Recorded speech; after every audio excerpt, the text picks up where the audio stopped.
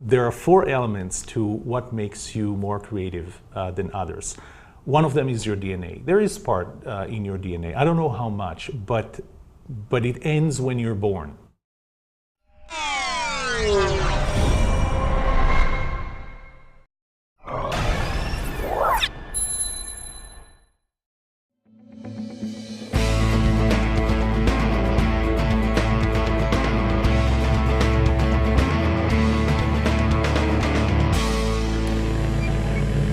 Yoram, can you teach innovation, or is it something you're sort of born with? Is it a DNA thing? That's an excellent question, because back in April of last year, I actually ran a workshop on innovation, and I believe that I even have a video on YouTube. There are four elements to what makes you more creative than others. One of them is your DNA. There is part in your DNA. I don't know how much, but it ends when you're born. What can you do with it after that? Well, then is everything that you have experienced from day one to today. Did you go to a technical school? Did you, what was your degree on? What is your experience? What were you taught? What did you do? All of that has affected your creativity. We're coming to today. What can you do from this moment on? What my PhD dissertation was about, how can the organization give you an environment in which you're more creative? So here is a quick tip.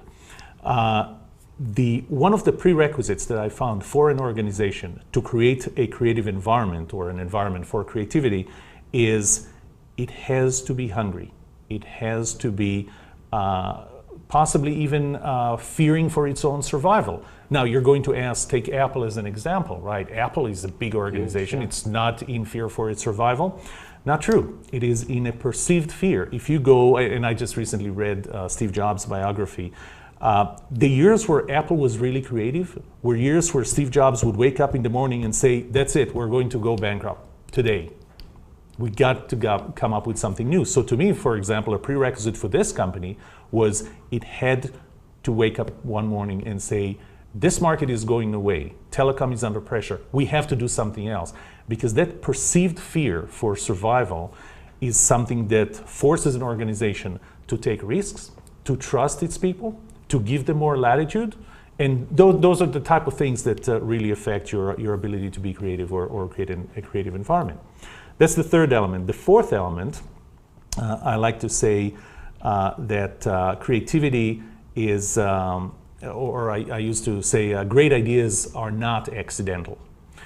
Let's say, for example, you wanted to have an accident. Okay, you're riding your bike, you want to have an accident. God knows why, but you want to have an accident. You can ride your bike in the bike trails in the park. You're not going to have an accident because there are no cars driving there. However, if you are serious about having an accident, drive it at the Dallas Tollway at 8 a.m.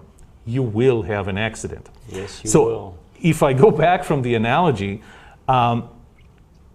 you can create an environment for yourself, and this is, forget the organization you're in, yourself. You can create an environment that would make you more creative. An example, you know, there was research done on the workspace itself. You know, should it be cubes, open space, closed space? Should we have sky color on the ceiling with little birds painted on it? None of them was really conclusive in, and none of those studies was really conclusive in this will drive innovation. However, one of the things that I found was that the changes in environment do cause you to be more creative. They trigger the connections between all those ideas that you have in your head, and once two of them connect, that's when you have a great idea. So great innovation or great ideas, they are kind of accidental, but you can put yourself in a position where those accidents have a much higher probability of occurring.